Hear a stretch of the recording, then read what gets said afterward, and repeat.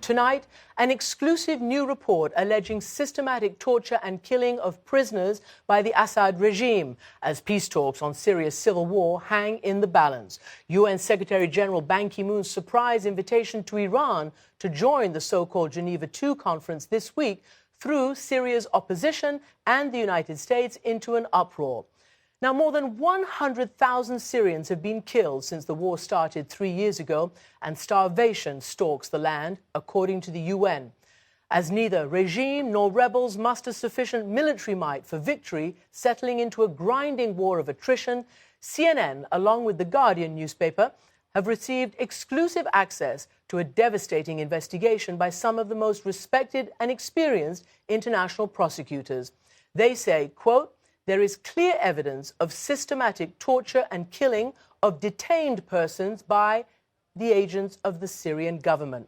They say their source is a defector who had been in the Syrian military police, an insider they've codenamed Caesar, who smuggled out tens of thousands of graphic images of corpses, emaciated and severely beaten.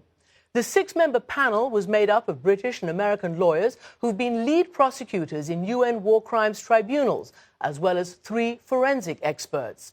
Tonight, as we break the news of this report, 3 members of the panel join me to discuss the evidence and its consequences. Chairman of the legal team, Sir Desmond de Silva, who was former chief prosecutor of the Special Court for Sierra Leone.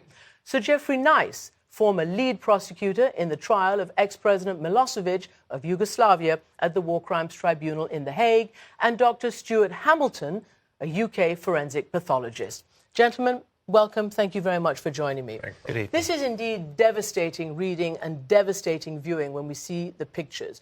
Let me ask you first, Sir Desmond, as chairman, what was your mandate? What were you asked to do? It was an inquiry into reliability. The London firm of Carter Ruck asked me to put a team together for the purpose of investigating the reliability of a defector from Syria, who I understood brought with him or could comment on some 55,000 images of people who had been tortured and killed. And are you convinced of the reliability of the defector codenamed Caesar? Yes, I am. Mm-hmm. Yes, I am. Sufficiently so. I think all of us were in agreement that his account was essentially true. It had the hallmarks of truth, and it would stand up in a court. And let me be very clear. Who funded this investigation? The solicitors who instructed me were funded by the government of Qatar. So the question to you then is, given the fact that they are well-known supporters of the opposition, were you or any of your team concerned that there might be a political motive behind their hiring of you, behind this investigation? Well, ultimately, the validity of our conclusions turn on the integrity of the people involved. All right. I begin by saying that. We, the team, were very conscious of the fact that there are competing interests in the Syrian crisis, both national and international. We're very conscious of that. I certainly, and I'm sure this goes for all the others, we approached our task with a certain amount of scepticism, bearing that in mind. Okay. We had no wish to be made, I certainly had no wish that this inquiry was a vehicle for propagating one particular point of view or another. Then let me go straight to these images and to Stuart Hamilton, who is the scientist who looked at these things. We've seen these horrendous images, figure number 1, according to your report and how you list them. I mean, this is reminiscent of the most horrific state of affairs, crimes that we've seen in history. Tell me what this is. I mean, this is, in essence, a person who has been starved. You can see quite clearly how prominent the ribs are, the loss of muscle mass. This is not just somebody who's thin or somebody who maybe hasn't had enough food because there's a war going on. This is somebody who's been really starved. And would you say starved to death? It's quite possible. Without a more detailed analysis, like looking at the body, you can't be sure, but starvation is a very reasonable cause of death for a body like that. So let's get now to image number 9, yes. Which is what? I mean, obviously, to me, it looks like this man's been beaten terribly.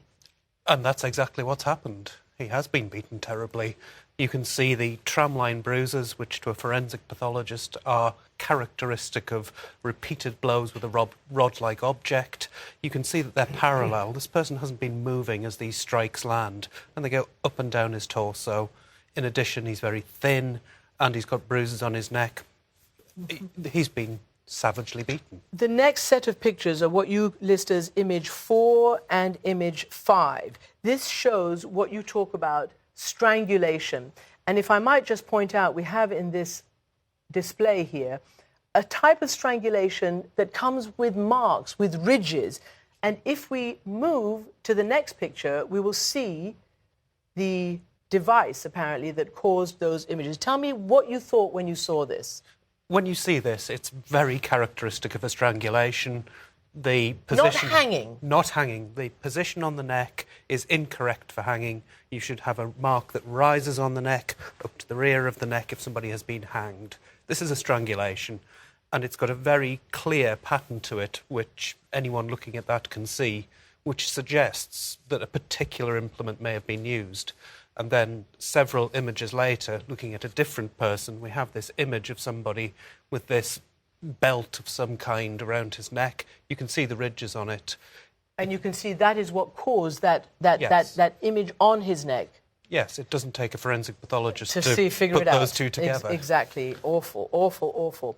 And the next picture that we're going to show is the final picture for us is figure 8, where again you see beating, but specifically you see several bodies. So it lends itself to what when you saw that? I mean, this is something systematic. There are images that I have seen of bodies lined up in their dozens, and you can see that there's somebody who's beaten, and you can see next to them somebody who's got injuries on their arm. This is, you know, a lot of things have happened to a lot of people. Did you obviously only looked at the images? Yes. How many of these 55,000 images did you look at? We had a short time frame, so I've seen about 5,500 images.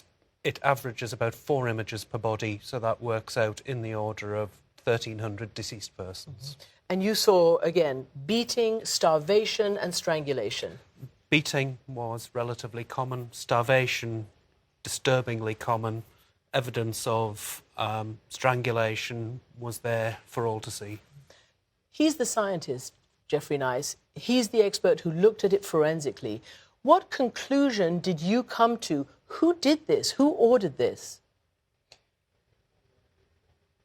If you have this number of bodies, probably in the order of 11,000 plus, if the 50,000 images are all consistent, as we understand them to be and as our scientists show them to be, if you have 11,000 bodies dealt with in a systematic way, brought from one place to another, where they were photographed with identifying marks to enable the authorities to know that the people have been killed, to allow the authorities to give spurious explanations for the deaths of the people, and to satisfy the authorities that people have been executed, then you can reasonably infer that this is a pattern of behaviour which has to have higher authority.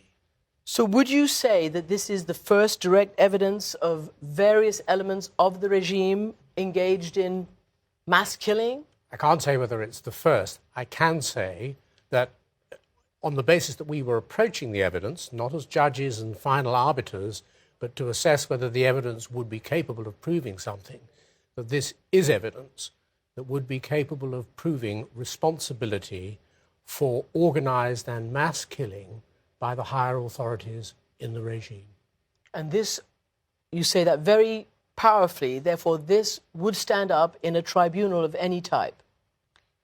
In our judgment, there's no reason to doubt, from what we've seen, either the evidence coming from human beings or, more perhaps particularly, the evidence coming from the experts, which is outside our particular field of expertise. Gentlemen, we're going to talk about the defector, Caesar. The code name is Caesar when we come back after a break.